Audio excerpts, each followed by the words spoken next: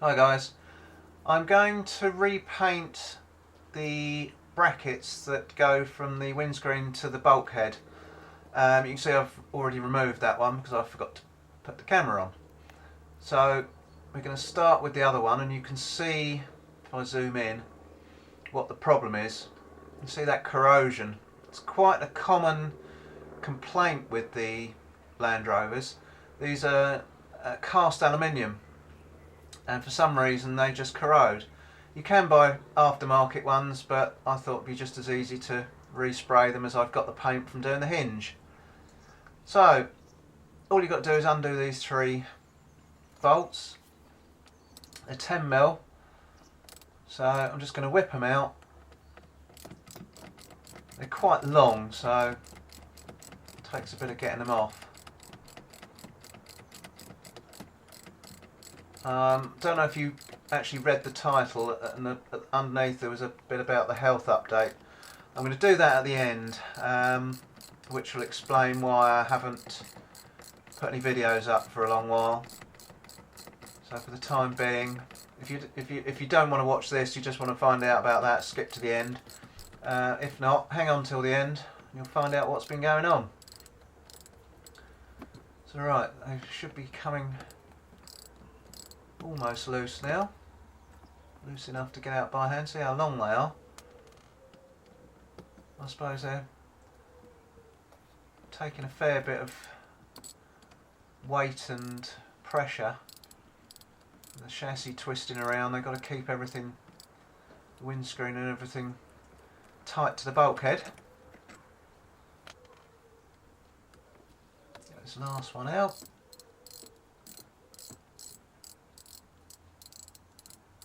Come on, come on, come on.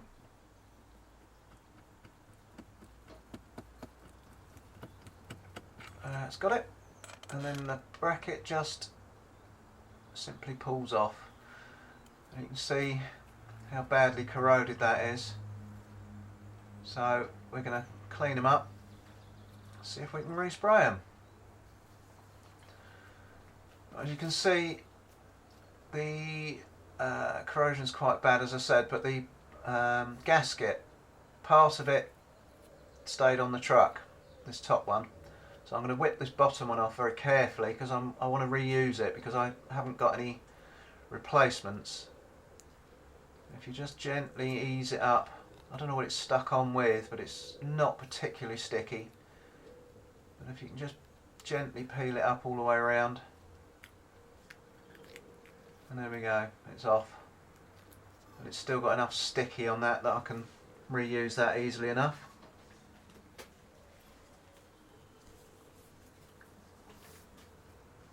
So we've got to get the paint off. What I'm going to use is this disc. It's sort of like hard plastic. It's what's it called? Babiel or built can't read it there, but anyway, there's lots of them about on the internet, and with this being aluminium, it's the ideal tool to use because it takes the paint off quite quickly. It doesn't really damage the alley, so you can see how quickly that's taking that off. If I just quickly show you, see, that's whipped that off and it's hardly marked it. So I'm going to do the rest of it and I'll come back to you once I've got it all off. I don't want to bore you to death. Right, got it all off, and I've given it a good sand over as well with some fine paper to get it nice and shiny.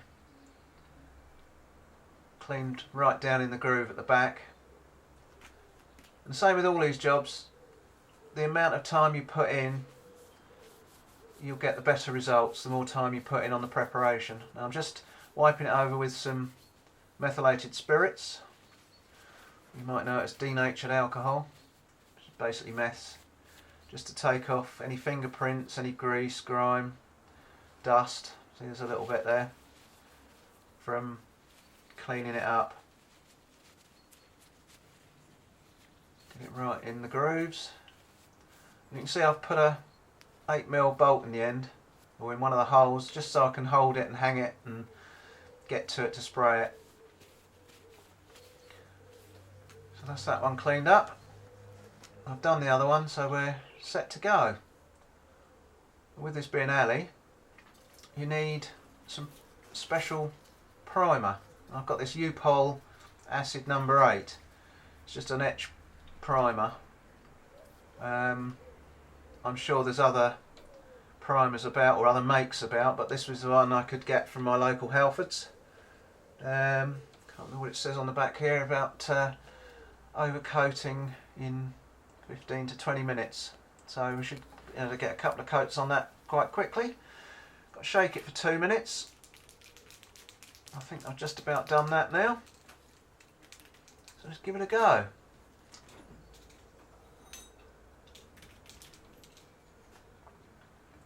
Do all the bits you can't get to very easily first. All down in the grooves and around the back, in the holes. You want to do all that first, otherwise you'll have a overspray if you try and do that afterwards. Just do light coats. Don't, like me, be tempted to do too much in one go. I'm always tempted to do too much in one go, and I often end up with runs. So when you think you've just put enough on, just to give it one coat very lightly, call it a day. Because you can always put 2 on, which is what I've done with all of these coats. I put 2 primers, I should put 2 top coats and then 2 lacquers. And each coat won't be sort of a real thick coat, it'll be just enough to cover it, and then the second one just fills in anything you've missed and tidies it all up, and hopefully means you don't get any runs.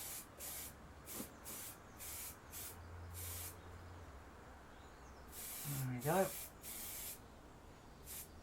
I'm going to put these outside because it's a lovely day, which is one of the reasons I'm doing it today, because I'm in the workshop, I've got quite a lot to do, and I can do these in between times, because obviously you've got to leave them to dry for quite a long while in between. Well, I say a long while, 20 minutes or so between each coat. That's looking quite nice. No runs, no ripples. Quite pleased with that. Check the other one. It's looking pretty good as well.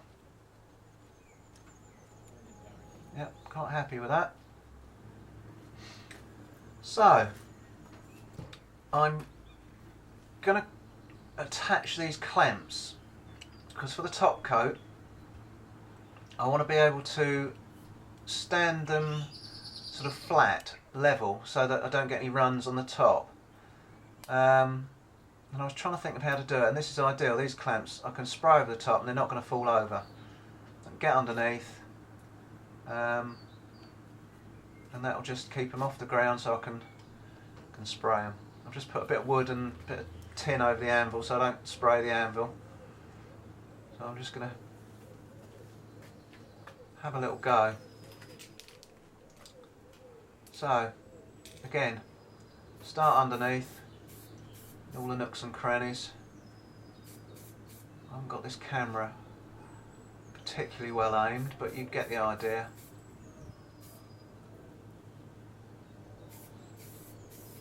And again, don't go too mad with the first coat. Just cover it.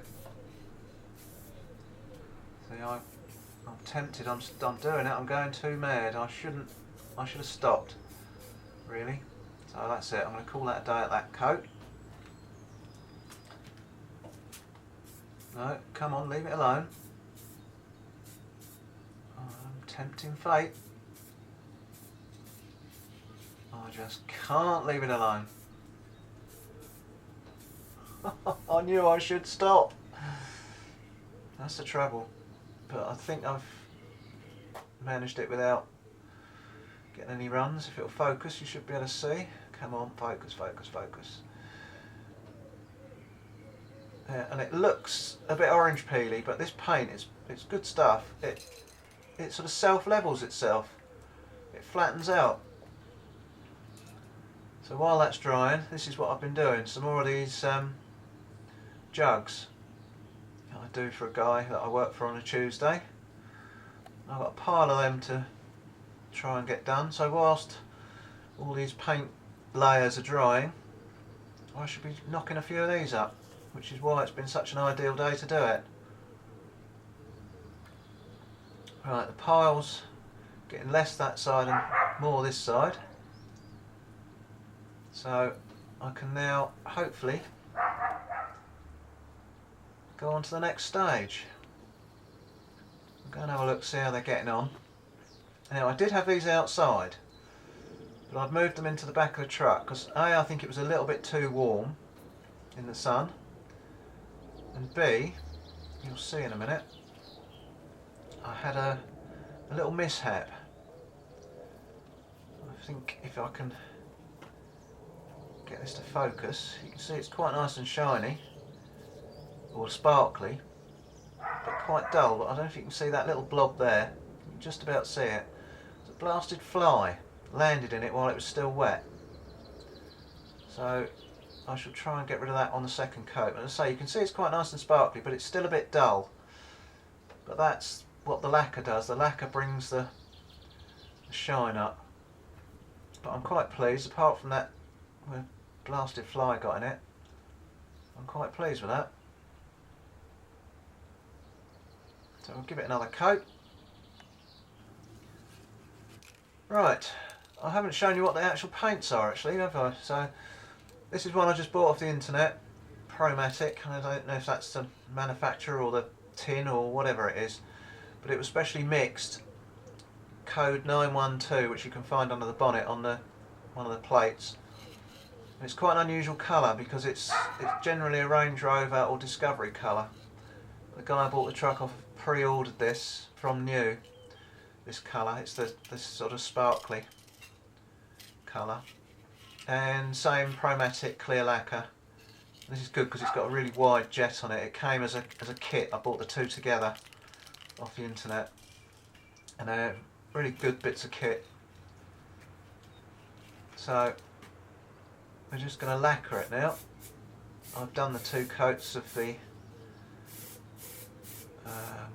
top coat, and again, don't go too mad, which I always tend to do.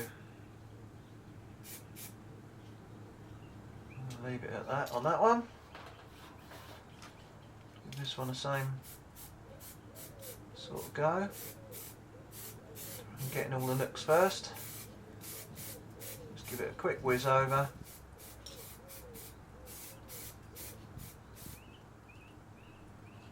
There we go. And I shall stick those back outside in the back of the truck to dry off, and then give it another coat. Alright, another 20 minutes or so has gone past. And I did finally put these out in the sun once they'd dried. I left them 20 minutes or so to dry, and then I put them out, and they've been out about, I don't know, another 20 minutes or half an hour, just trying to bake them a bit in the sun. And now you can see they really are shiny. They're sparkly and shiny, and look a damn sight better than they did when they came off. Nice and smooth. Pucker. I'm pleased with them.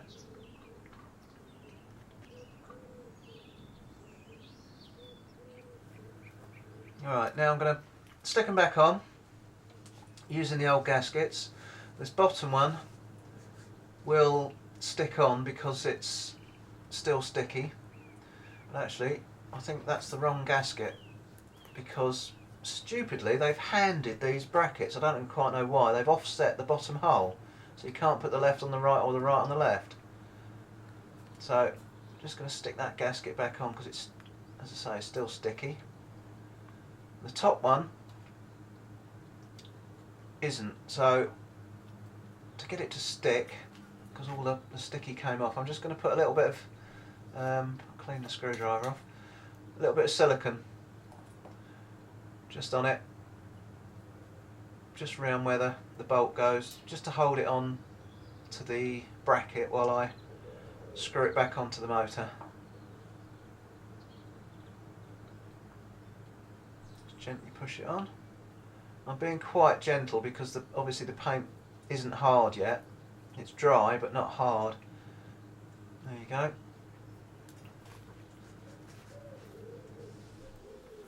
Right, I'm going to start with the passenger side again. Just going to check that it all lines up okay on the outside,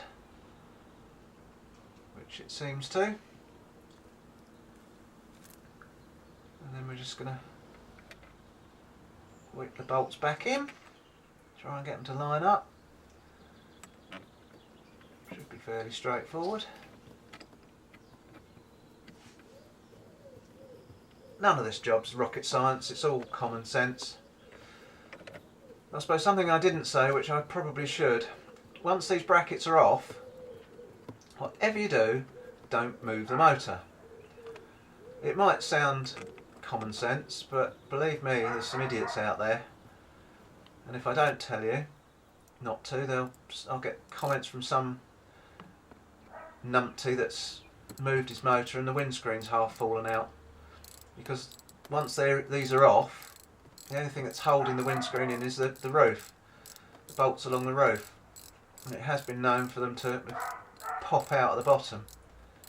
So it's unlikely, but just telling you it could happen. So park it on a nice level bit of ground before you undo and take these brackets off, so that the chassis is not sort of twisted or under any sort of stresses. It'll just help to make sure everything goes back in line. I'm just checking that it's all square and lined up. Looks it. A little finger mark on it. So I should have put my gloves on, I think. Just tweak it up. I say these bolts are quite long. They take a bit of doing. I suppose if you've got an air ratchet, piece of cake.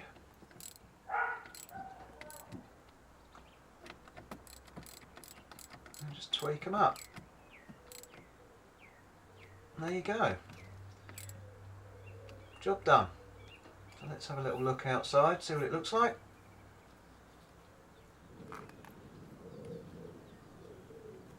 And there you go. I can't really see very well because the sun's on the screen of the camera, so I hope I'm pointing it in the right direction, but that looks 10 times better than it did when I took it off. Right, now on this side we're going to do the same, but I'm going to do something slightly different on this side. So let's see if I can get this one lined up. I have on this side had a bit of an issue. Can't get the bolt through the hole. There we go. Yeah, a little bit of an issue with the water leak coming through the windscreen. Between the windscreen and the bulkhead there is a very thin, I suppose it's only about 3/16 rubber, what do you call it, sort of gasket between the windscreen and the bulkhead. And when you pull the windscreen down, it squeezes the gasket and hopefully stops water.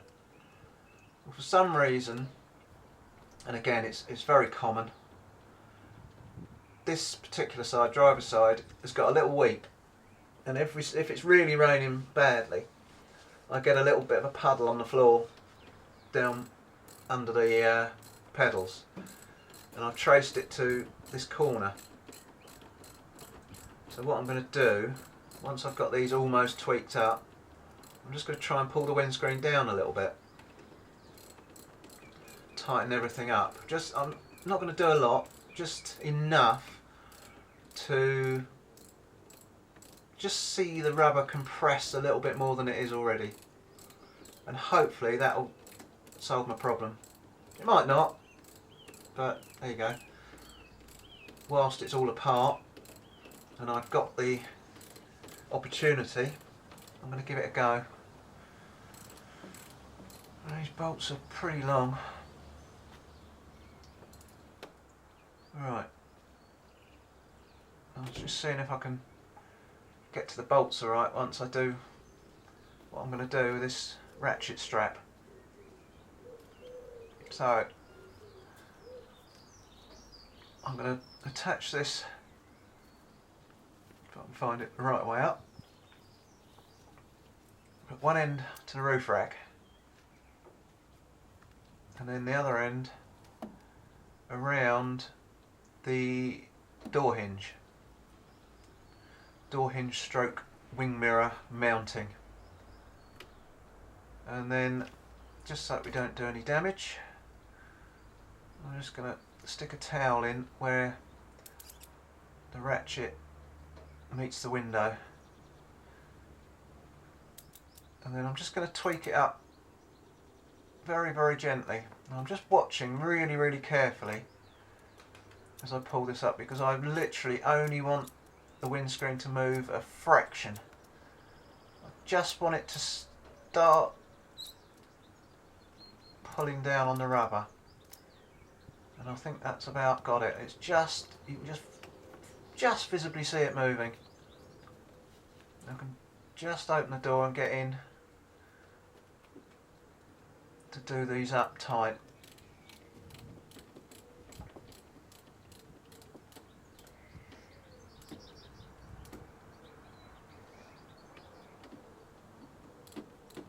And hopefully, with any luck, that might have solved my leak problem. You never know, it might make it worse, but who knows. I'll give it a go. See what happens. There we go, I think that's it. Take the strap off. So it wasn't holding it horrendously tight, and I wouldn't want to pull it down too tight. Although the windscreen's in a rubber seal, it's not directly touching the frames, as it were. I don't want to pull the windscreen around too much and put any stress on the glass. Just check that they're nice and tight. Now I can get the door open.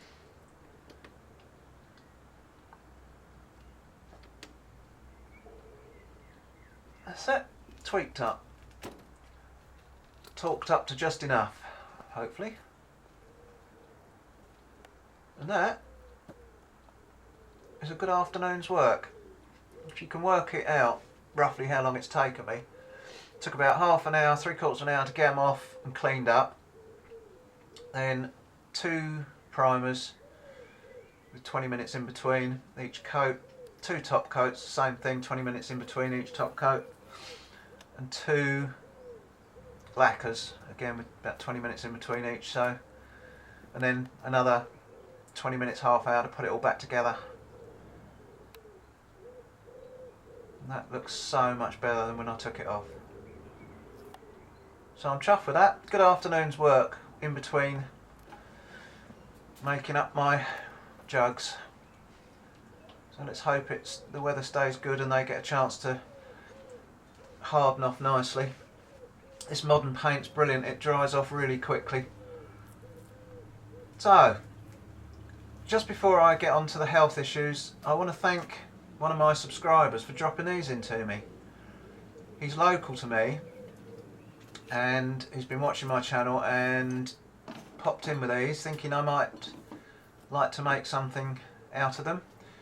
And we did a trade. A couple of antlers for some rasps, because he wants to have a go at making one of the Farrier's rasp knives. So I'm really chuffed with these. I don't remember what deer they're off, but they're not local to us. He got them, I think, from his brother. He said works somewhere where they remove them on a regular basis. So I'm quite looking forward to having a play with them once I get fit and healthy again. Try and find something to make out of them. In the meantime, I've got to get back to some real work and make that pile higher and this pile a little bit shorter. So while I'm doing that, I shall explain my health problems. Some of you will remember, some of you won't. 2014, I think it was, the end of the year, November, I went to get my hand, wrist diagnosed with carpal tunnel syndrome. I knew that's what I'd got, but I had to go through all the rigmarole of getting it officially diagnosed so I could get treatment. So beginning of 2015, it was finally diagnosed, officially confirmed sort of thing, so I could get on the list for the operation. August 2015, 5th of August, I had the operation. Now on the operating table, something went wrong, and I knew it was going wrong. I told the surgeon. He stopped, gave me a bit more anaesthetic, which made no difference whatsoever. I told the nurse, and she basically said, grow a pair, get over yourself, you're bound to feel some discomfort. So I thought, well, there you go, you know. I do know my own body, you know, I get pushed around, kicked around, cut, bruised, burnt, virtually every day of my life, so I know when something's not right. But there you go, I couldn't tell them. So from that moment on, it was a 7.5 minute operation, and from about 2 minutes in, something wasn't right, and something's not been right ever since. And it's taken me until beginning of this year, March this year, 2016, to convince them and finally get tests to prove that it is actually worse now than it was before I had the operation. I have different symptoms now. The wrist just feels like a sprained wrist now, whereas before I was getting the pain in the middle of the night, waking me up, real discomfort. Now I've got pain as if it was a sprained type of wrist, but the worst thing is the fingers. I've got no feeling in my thumb and first 2 fingers whatsoever. Yet, saying that, they are really, really painful. I know it sounds a bit of an oxymoron. The way I describe it is, it's like wearing a thick glove, thick leather glove. You can't actually feel what you're picking up, but the hand inside the glove is really, really painful. And the symptoms I've got, I think they call it something or other neuropathy, I can't think what it's called now, but anyway, the symptoms I've got is like cross between grabbing hold of a bunch of nettles, so I've got sort of a stinging, mild electric shock all the time, sort of that unpleasant shock feeling, interspersed with every so often someone sticking pins in my fingers, and for no apparent reason it comes and, or doesn't come and go. I've got it all the time, but it gets worse and lessens for no apparent reason. I could be sitting perfectly still watching the television, all of a sudden it feels like someone's sticking needles in my fingers, and it's 24/7, whereas the other was on and off when I had it before. But it's so frustrating because now I can't feel what I'm doing. When I'm shoeing, I can't pick up nails without looking. I have to physically watch my fingers pick them up. I have to watch my fingers and sort of almost will my fingers to turn the nails around to get them in the right position. If I'm using nuts and bolts, I can't use a nut and bolt without looking at it. If I have to put my hand behind a panel, I can't do it because I can't feel the nut and bolt, or the nut or the bolt. Can't tell whether I've got it in my hand. I can't feel where the bolt is to put the nut on. So it's absolutely hopeless. So I've been, because my national health surgeon wasn't very forthcoming, wasn't very particularly helpful, I've been through dozens and dozens of tests with them just to say I've been through all the tests, to say there's nothing that they can do to help it. I've spent 800 quid going private to get a second opinion, and both the technicians on the 2 separate tests I had said, well, the first one on the nerve conduction test said it's so bad it's not even registering on part of the process, and the second one doing the ultra scan said I haven't seen anything this bad, particularly on someone who's already had the operation. So it goes to show, I don't know what's happened. The surgeon's not saying he's made a mistake, which he's not going to, is he? He's just saying I fall into one of the 20% for whom the operation doesn't work. I'm just now waiting for it to have it done again.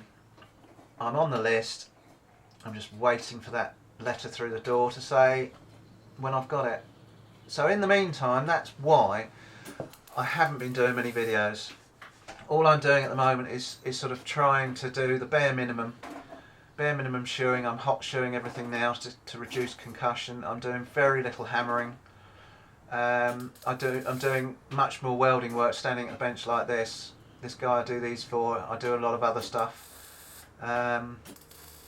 So if I don't have to do it, I'm not doing it because my hand is just so uncomfortable. Standing doing this sort of thing, piece of cake, but when I'm hammering, manipulating my hand around the tongs and stuff, it's so uncomfortable. So I apologise to all of you for not putting up many videos recently, but hopefully in the next few weeks, months, I will have the operation, and let's hope this time I'm going under a general anaesthetic. Let's hope they'll fix it. That's my fear, is that they'll do it again and still won't be able to fix it, in which case I'll have to live with it.